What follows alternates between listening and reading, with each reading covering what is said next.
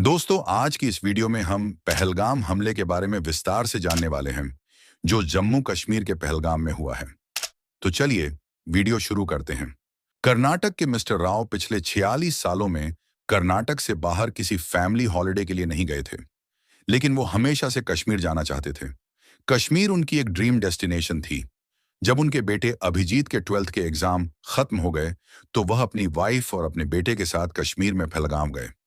पहलगाम, जो कि कश्मीर की जन्नत का एक बहुत ही खूबसूरत टुकड़ा है, वो वहां घुड़सवारी कर रहे थे, लेकिन उन्हें जरा सा भी अंदाजा नहीं था कि उनकी जिंदगी कैसे तबाह होने वाली है। 22 अप्रैल 2025 को दोपहर के 1:30 बजे वो लोग बैसारण वैली में घुड़सवारी कर रहे थे।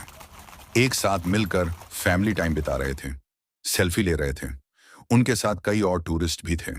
कुछ लोग हनीमून पर आए थे और कुछ उन्हीं की तरह फैमिली वेकेशन पर। लेकिन उनमें से किसी को भी अंदाजा नहीं था कि उन लोगों के साथ कुछ ऐसा होगा जिससे उन सब की जिंदगियां हमेशा हमेशा के लिए बदल जाएंगी और हमारा देश एक ऐसा नजारा देखेगा जिसे हम शायद कभी नहीं भूल पाएंगे। वहां के लोकल वेंडर्स टूरिस्ट को अपनी चाय, मैगी, खाने पीने का सामान बेच रहे थे। सब लोग बहुत एंजॉय कर रहे थे, लेकिन तभी कुछ लोग आर्मी के कपड़ों में हथियार लेकर छुपके से जंगल से निकले। पहले सबको लगा कि आर्मी का कोई ड्रिल होगा, क्योंकि कश्मीर में अक्सर आर्मी की ट्रेनिंग के लिए ऐसे ड्रिल्स होते रहते हैं। पर फिर बिना किसी वार्निंग के एक गोली चली। आवाज इतनी तेज थी कि लोग समझ ही नहीं पाए कि अचानक हुआ तो हुआ क्या। लेकिन जब पहला टूरिस्ट नीचे गिरा और उसकी दर्द भरी चीख उठी, तो सबको समझ आया कि कोई आर्मी ट्रेनिंग नहीं है, बल्कि उन सब पर एक अटैक हुआ है, एक टेररिस्ट अटैक। अगले कुछ ही मिनट्स में अफरा तफरी मच गई। सब लोग भागने लगे, छुपने लगे, लेकिन अटैकर्स को कोई फर्क ही नहीं पड़ा। वह पूरी प्लानिंग के साथ आए थे। उन्होंने अलग अलग टूरिस्ट ग्रुप्स को घेर लिया और वो उन टूरिस्ट से एक एक करके कलमा पढ़वाने लगे। नमाज आती है या नहीं, ये पूछने लगे। एक एक करके वो अलग अलग टूरिस्ट को मारते गए और फिर उन्होंने मिस्टर राव के सर पर गन तानी और उनसे पूछा कि क्या वो हिंदू हैं या मुसलमान। उन्होंने जैसे ही हिंदू कहा, उन टेररिस्ट ने उन्हें भी गोली मार दी। मिसेस राव का दिल पूरी तरह चकनाचूर हो गया।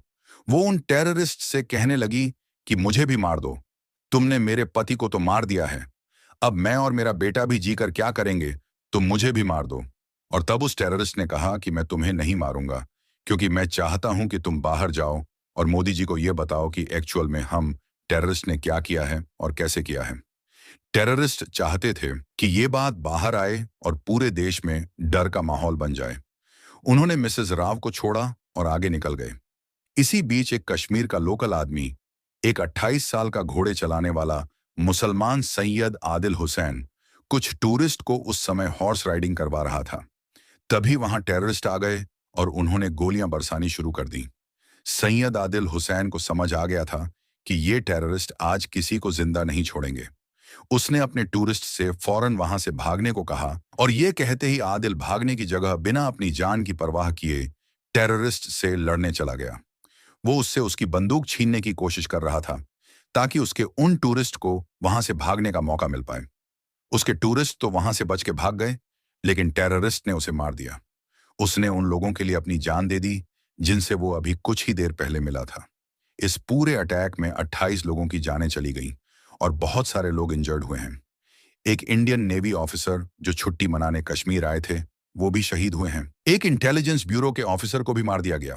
सबसे दर्दनाक बात तो ये है कि ये लोग सिर्फ घूमने आए थे, टूरिस्ट थे।